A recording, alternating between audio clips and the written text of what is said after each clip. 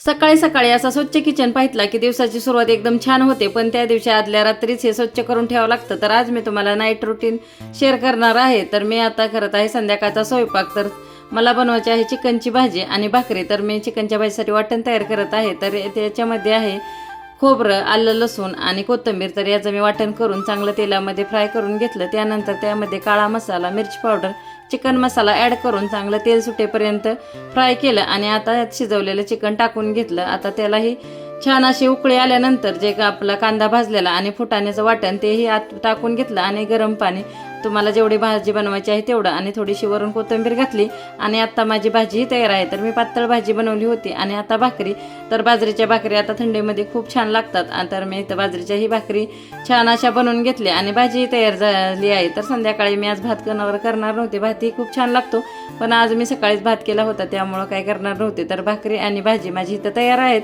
आणि आता जेवायला ताटही मुलांना वाढून दिलेलं आहे आणि मी राहिलेला स्वयंपाक करत आहे. मुलं जेवण केलं आणि माझंही आता जेवण झालं. पण सकाळची तयारी तर आत्ताच करून ठेवली तर सकाळ आपली एकदम छान जाते. आणि आता भाजी ही खूप सुंदर झाली होती काळ्या मसाल्यातली. आणि आता हे जेवण झाल्यानंतर किचनचं काम, आत्ता इथं अर्धा तास 1 तास दिला तर सकाळी एकदम प्रसन्न जाते आणि खूप छानही वाटतं. आणि सकाळी गडबडही होत नाही डब्बे ती बनवताना. तर आधी तर मी सगळा किचन वाट्याचा पसारा काढून घेते, सगळे जागच्या जागी वस्तू ठेवते, जे भांडे आहे ते बेसिंगमध्ये ठेवते, डब्बे जागच्या जागी ठेवून देते, म्हणजे सकाळी आपल्याला पटकन सापडतात. आणि इथं किचनच्या वरती मी रोज 2 वेळा कापड मारते स्वयंपाक झालं की, म्हणजे एकदमच आपल्याला साफसफाईसाठी वेळ द्यावा लागत नाही आणि रोजचे रोज किचन स्वच्छ राहतं. आता असं केलं तर आपल्याला सकाळी खूप असं फ्रेश वाटतं. आणि आता माझं किचन एकदम क्लीन झालं आहे.